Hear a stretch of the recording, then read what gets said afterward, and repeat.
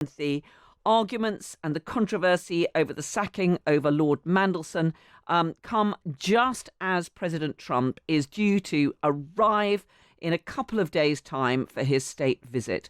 While President Trump and the First Lady, Melania, will be wined and dined by the royal family at Windsor, there is also serious business to be done. Trump and Starmer are expected to announce deals in areas including technology and nuclear power, and there is hope in London and Edinburgh that the US president might cut tariffs for Scotch whisky exports. Well, let's talk to Greg Swenson, chairman of Republicans Overseas UK and co-founder of the Hamilton Society. Greg, good to have you with us. Great to chat with you, Carol. Well, really good to have you with us.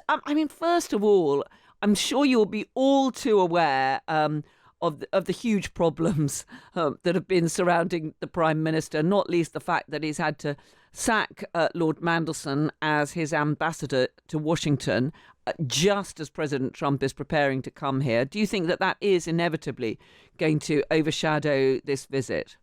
I don't think it will overshadow it. It's definitely a headache, and no doubt about it. But, the good news is, the president had invited the former ambassador, and hopefully maybe even future ambassador again, a few weeks ago. And so I'm not suggesting he knew anything, but, maybe he was preparing for potential volatility. Who knows? But I don't think it will, overwhelm it. I think probably a bigger story is Charlie Kirk's assassination last week. That's just going to take a little bit of the fun out of it, I think. Well, I will come to that in just a moment. But just while we're talking about this, Sure. The president himself has faced endless questions about his relationship with Epstein. We know that they did fall out at one stage. But do you think that this issue and what has happened with Lord Mandelson inevitably means that the questions about Jeffrey Epstein are going to dog him?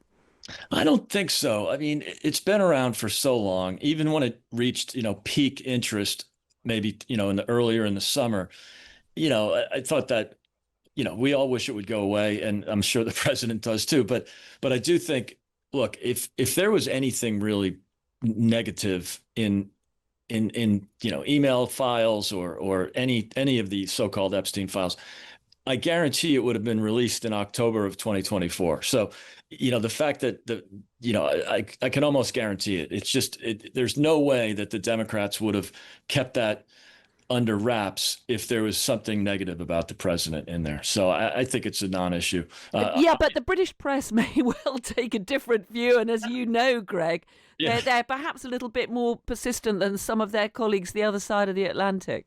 Yeah, I think you're right, and maybe they will. But again, if there was anything to it, it would surely have been leaked by the Democrats and their compliant media friends in the U.S. back in the fall, no doubt about it. You talked there about the terrible killing of Charlie Kirk, and that has revived all those concerns about free speech. We saw a big march. That was one of the issues at the heart of that in London yesterday. Do you think President Trump will be pressing the Prime Minister on that? I think so. I think he'll choose his moments. I know, he's going to do an interview with Bev Turner at GB News, and I would imagine that will be part of the conversation. And so, and then I think with the Prime Minister, I can't see how he avoids that. It's too much of a story, even in the U.S. And I think he'll address it. I think that's likely. I don't think he wants to ruin the mood. I think he'll have to pick his spots. We know that the president is bringing with him several big tech bosses, and indeed they're actually going to be there at the big banquet in Windsor Castle. It does seem as though President Trump, to a degree, is going to be using this visit to once again to pursue the art of the deal, trying to get more business for US big tech. Yeah, I think he's a deal maker. He's a businessman, and he's acting on behalf of the American taxpayer and the American people. So, yeah, I'm not surprised. I'm really not. I think it is such a big issue. You've had the threat of taxes on the big tech companies. You've had, issues with free speech, and we had those same issues in the U.S. By the way, I don't mean to to be condescending on the U.K.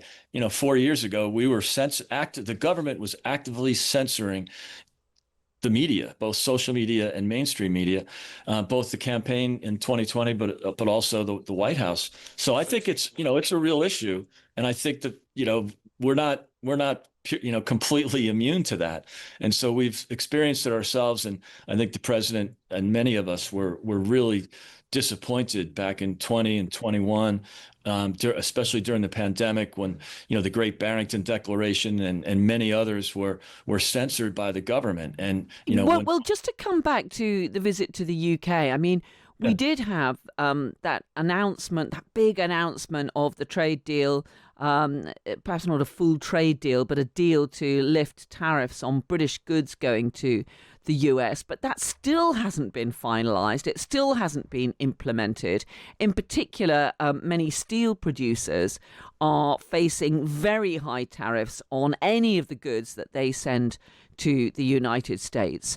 How do you rate the chances of all that being resolved so that Britain can perhaps get tariff-free or at least much lower tariffs on its goods? Yeah, I mean, for now, the UK has arguably the best trade deal, in Europe and the world, frankly. And so can it be tweaked? Can it be improved? Absolutely. And I think the president will be very open to that. And I imagine he'll have some of his, economic team with him as well. So I think that will be part of it.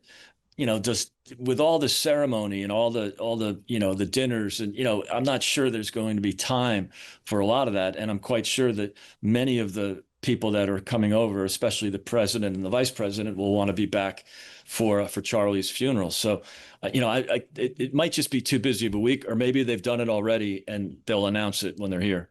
And just finally, and briefly, if you could, Greg, how important do you think it's going to be to the president to be there at this banquet hosted by the king, the Prince and Princess of Wales, and so on, the royal family literally rolling out the red carpet for him? Yeah. I'm sure he'll be thrilled. I really do. I mean, he loved it in 2019. He also had a visit the year before, the non-state visit. But no, this is a big deal for him, and and nobody does it better than the British, right? So if you're going to do a state visit anywhere, you want to do it here. I think it'll be a great moment for him, and he'll enjoy it, first of all. But it's also a great moment, having two state visits for one president, and the fact that I think it's a global thing, not just a US UK thing. Greg Swenson of Republicans Overseas UK. Good to have you with us. Thank you so much. Thanks, Carol. Thank you.